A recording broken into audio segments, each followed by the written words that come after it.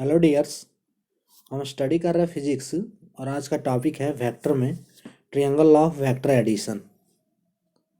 इसका हम graphical method आज देखेंगे। तो ट्रायंगल ऑफ वेक्टर एडिशन क्या कहता है?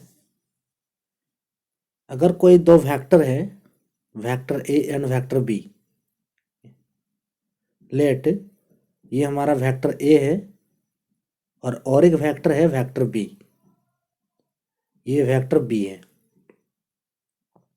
तो ट्रायंगल लॉ के अनुसार अगर दो वेक्टर दिए गए हों और इन दोनों वेक्टर के डायरेक्शन सेम हो, उस ट्रायंगल में दो वेक्टर लिए गए हों किसी ट्रायंगल में और इस वेक्टर के डायरेक्शन सेम हो, तो इसका रिजल्टेंट जो होगा वह इस ट्रायंगल का थर्ड साइड होगा। रिजल्टेंट उस ट्रायंगल का थर्ड साइड होगा या फिर वह थर्ड वेक्टर होगा, लेकिन वह वेक्टर जो होगा वो दिए गए दो वेक्टर्स के ऑपोजिट ऑर्डर में होगा। ठीक है, दिए गए दो वेक्टर्स के ऑपोजिट ऑर्डर में होगा, जो उसका रिजल्टेंट होगा third side.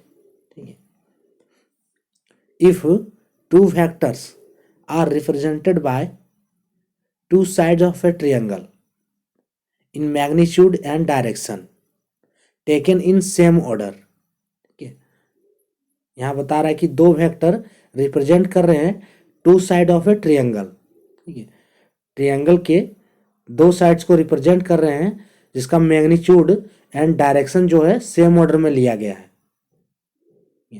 Then the resultant is given by the third side of a triangle in magnitude and direction taken in opposite order. तो इसका रिजल्टेंट में जो इसका मैग्नीट्यूड और डायरेक्शन होगा वह होगा third side of a triangle, यानी कि तीसरा वेक्टर जो होगा ट्रायंगल का वह होगा इसका रिजल्टेंट और मैग्नीट्यूड। किस डायरेक्शन में? जो वेक्टर दो डायरेक्शन में लिए गए हैं, जो दो वेक्टर एक सेम डायरेक्शन में लिए गए हैं उसके ऑपोजिट ऑर्डर में होगा। ठीक है, इसका रिजल्टेंट एंड मैग्नीट्यूड, इसको हम ग्राफिकल मेथड से बना के अभी हम दिखाते हैं। ठीक है, if two vectors are represented by two sides of a triangle in magnitude and direction in same order, ये दो वेक्टर दिए हुए हैं। ठीक है, then the resultant is given by the third side of a triangle in magnitude taken in same order taken in opposite order.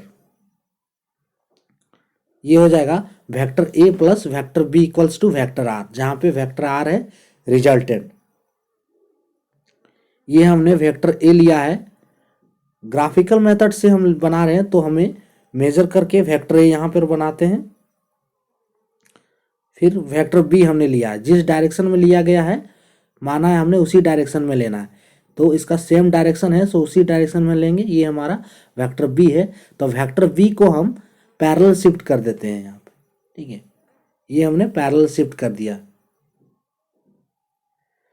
अब हमें resultant क्या लेना है? रिजल्टेंट लेना है, देखिए रिजल्टेंट हम बनाएंगे तो ऐसे बनाएंगे तो ये हमारा गलत हो जाएगा। ठीक है, सो रिजल्टेंट हमें लेना है ऑपोजिट ऑर्डर में, जो गिवन वेक्टर का जो डायरेक्शन है वह थर्ड साइड का जो डायरेक्शन है उसको ऑपोजिट लेना है गिवन वेक्टर के डायरेक्शन से। तो रिजल्टेंट ये हमारा होगा, ये वेक्टर आर। ठीक है,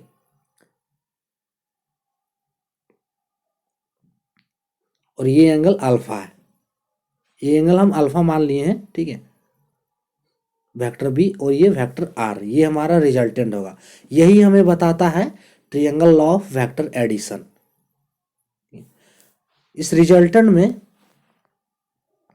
मैग्नीट्यूड एंड डायरेक्शंस, तो इस रिजल्टेंट का मैग्नीट्यूड एंड डायरेक्शंस क्या होगा?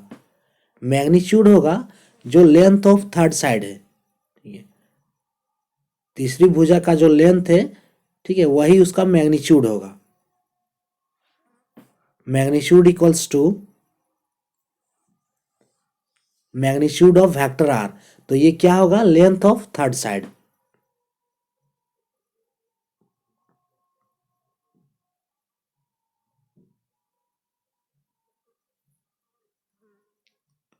Magnitude of vector R equals to है लेंथ ऑफ थर्ड साइड।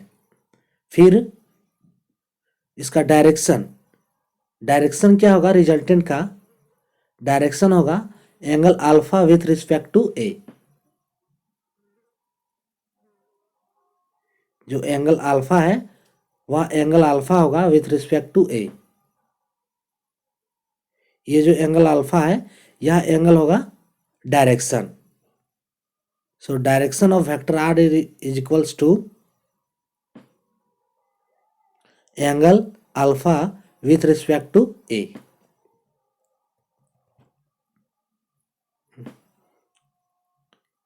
ये हो जाएगा रिजल्टेंट, रिजल्टेंट का मैग्नीट्यूड एंड रिजल्टेंट का डायरेक्शन। अगर आप दूसरा वेक्टर यहाँ पे ले के देख सकते हैं कि हमने फिर दो वेक्टर लिए, ठीक है।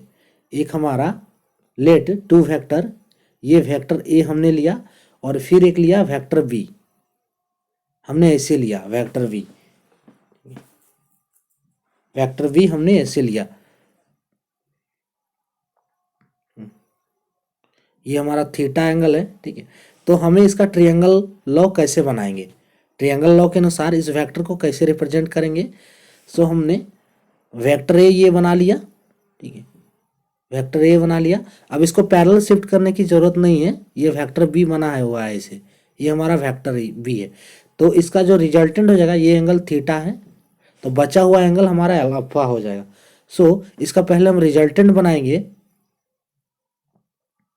Vector A plus vector B equals to हो जाएगा रिजल्टेंट वेक्टर आर। तो वेक्टर आर हमारा किस डायरेक्शन में होगा, जो ए बी का जो डायरेक्शन है उसके ऑपोजिट डायरेक्शन में वेक्टर आर होगा, ये हमारा होगा वेक्टर आर, ठीक है। यानी कि वेक्टर ए के टेल को वेक्टर आर के टेल से मिलाएंगे और ये एंगल हमारा जो बचा हुआ एंगल अल्फा हो जाएगा।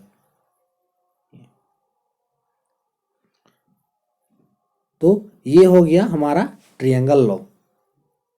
इसमें मैग्नीट्यूड क्या हो जाएगा, मैग्नीट्यूड हो जाएगा लेंथ ऑफ थर्ड साइड, जो हमने वेक्टर आर अभी ड्रॉ किया वह हो जाएगा magnitude, magnitude equals to length of third side.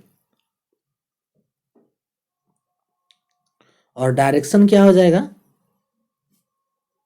Direction equals to हो जाएगा अल्फा, जो एंगल अल्फा है वह हो जाएगा direction, direction equals to alpha with respect to A.